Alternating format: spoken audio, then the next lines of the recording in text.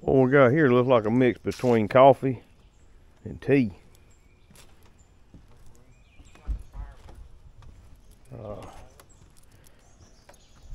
There's no telling what's lurking in the bottom of that. All right, folks.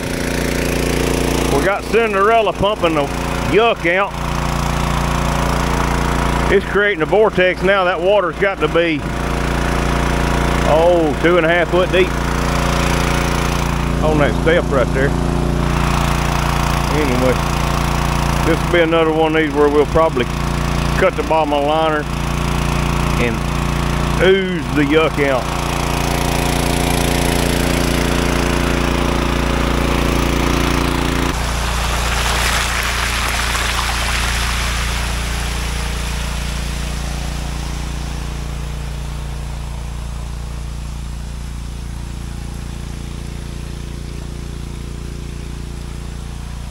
Back from whence it came.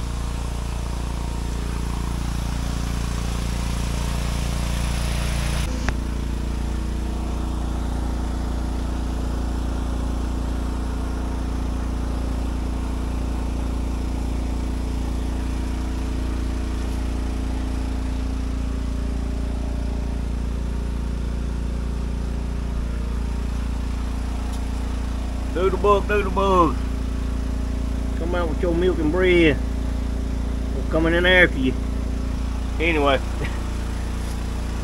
we'll cut us a little spot right here and we'll discharge that leaf litter and ugly stuff out of there. To me, it's worth the trouble to replace the sand.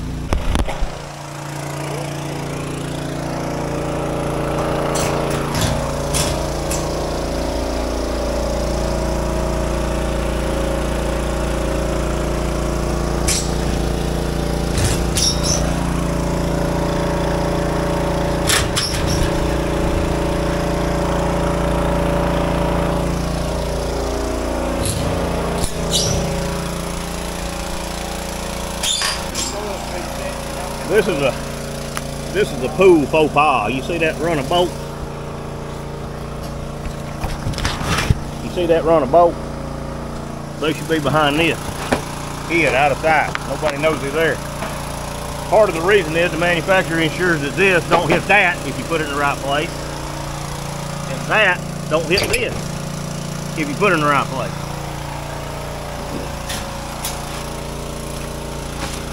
Yeah. Not only that, if it's out in the yard, that's unsightly. If there's no dead animals in there, I'm actually going to be disappointed. I truly expect that when one looks like that. And that's why I've got it prepped over there. We'll cut the bottom once it gets down. You don't do this ahead of time. You don't do this full of poo. It'll gouge out a spot. You'll need a dump truck full of dirt to put back. But when I get it down there about ankle high, we'll cut that and then try to ease this junk out of here. The leaf litter collects right there by them steps pretty bad. It's just something to bank against, kind of like a snowdrift underwater. A snowdrift of yuck.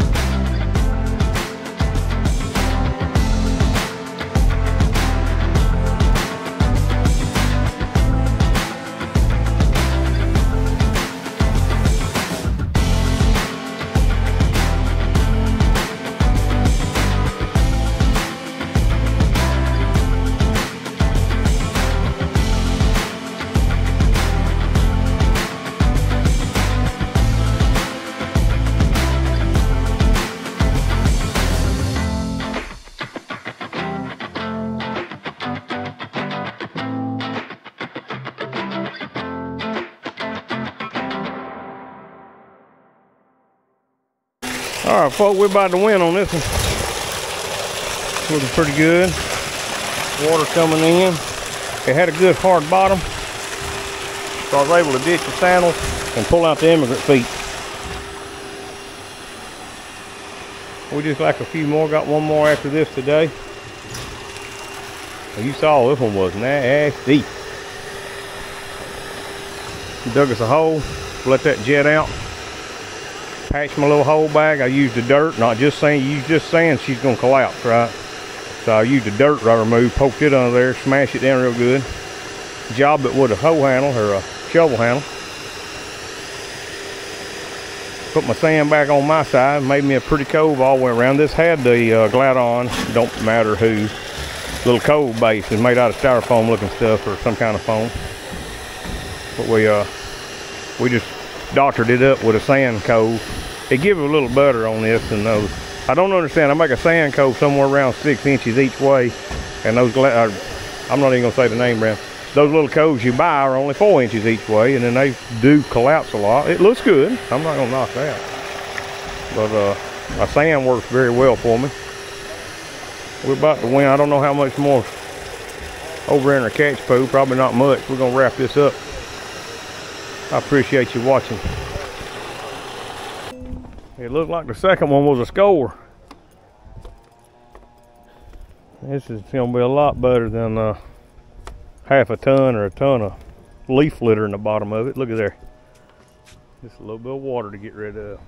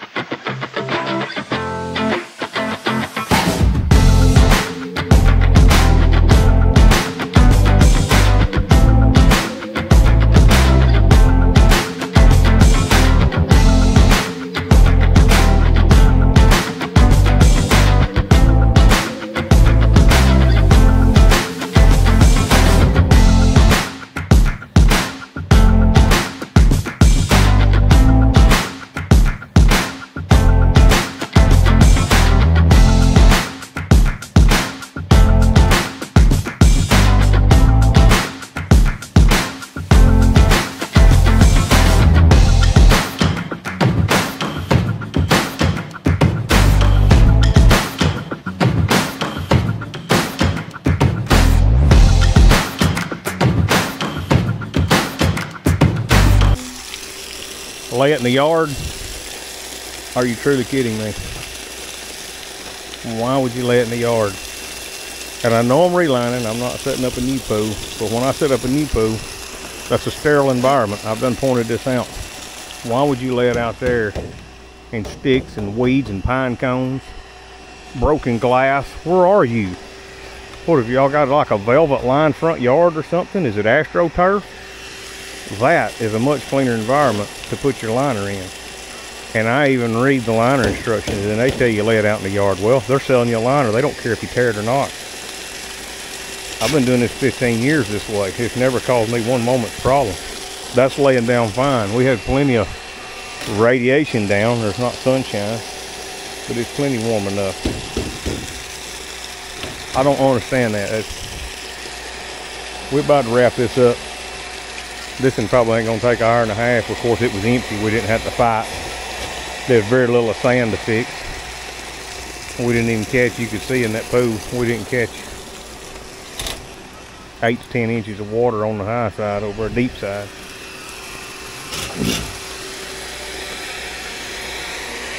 That's how it's done. Now look, I'm not doing instructional videos. There's tens of thousands of things go through my head, especially on a fresh end. Even on these. It's kind of when to turn that on, when to turn that off. When to pull this over more, when not. The last one was an overlap. How much to pull over, where to pull it over. Pull more here, pull more there. There's too many things going on. This is a learned skill. I can't pass it down like that. If you're trying to put it up yourself, there's a break point in this that I kid. If one of you falls over dead, if you want this pool to survive, you must finish it. There's no way to stop in the middle of it. Or you just wasted your time. You wasted a lot of time because you're going to wind up backing up. I've seen it with just a liner change. They're gonna change it themselves. We're not really gonna have enough water in here. I'll probably have to leave the vacuum on this one too. There's nothing down there that's not gonna work itself out.